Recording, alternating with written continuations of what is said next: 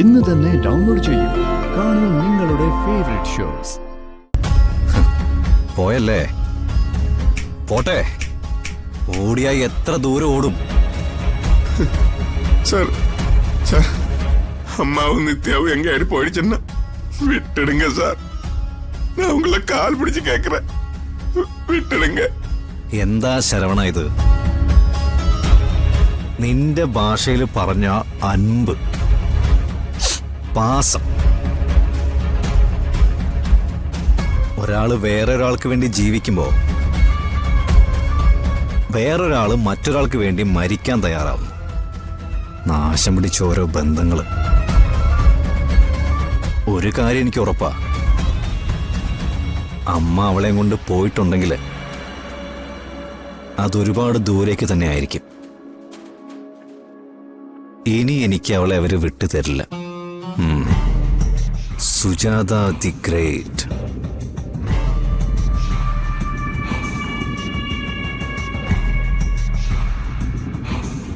கடவுளே, முருகா, அம்மாவுக்கு நித்யாவுக்கு ஒன்றும் ஆகக்கூடாது. நீயே துணை.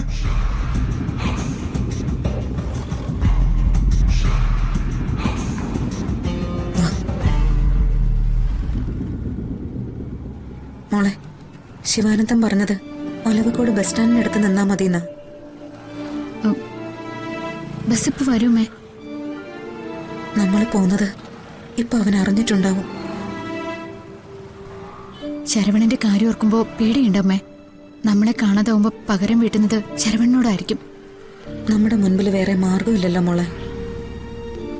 എങ്ങനെയെങ്കിലും അവിടുന്ന് പോകുന്നല്ലേ പറ്റൂ.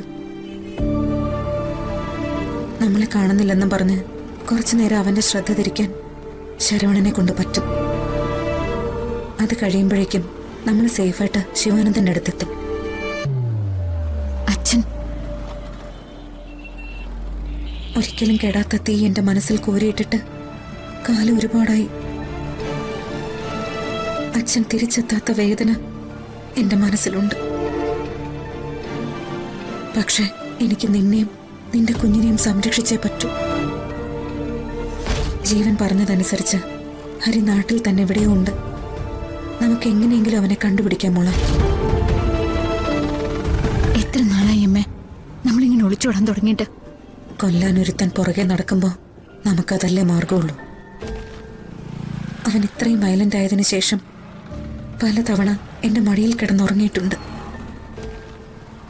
അന്നൊന്നും തോന്നിയിരുന്നെങ്കിൽ, ഇനി അവൻ ജീവിക്കാൻ പാടില്ലെന്ന് തീരുമാനിച്ചിരുന്നെങ്കിൽ. അമ്മയൊന്നും മിണ്ടാതിരിക്കേ.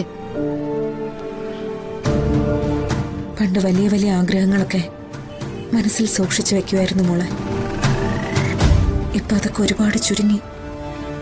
എവിടെയെങ്കിലും ഒരിടത്ത് സ്വസ്ഥമായി കുറച്ചു നാള് ജീവിക്കണം.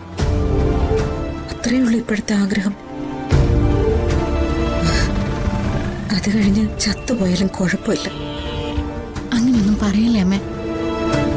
ഇനിയും ജീവിതം ഒരുപാട് ബാക്കിയുണ്ട്. എങ്ങനെയെങ്കിലുമൊക്കെ ഒളിച്ചും പാത്തും പതുങ്ങിയൊക്കെ നമ്മൾ ജീവിക്കും. ഇഷ്ടപ്പെട്ടവരൊക്കെ നമ്മുടെ അടുത്ത് തിരിച്ചെത്തും. അമ്മ ധൈര്യമായിട്ടിരിക്കെ. ശിവാനന്ദന്റെ അടുത്ത് എത്തുമ്പോ നിന്റെ കാര്യത്തിൽ അമ്മയുടെ പേടി കുറയും. ഭഗവാനെ ഒന്നും വരുത്താതെ അവിടം വരെ എത്തിക്കണേ.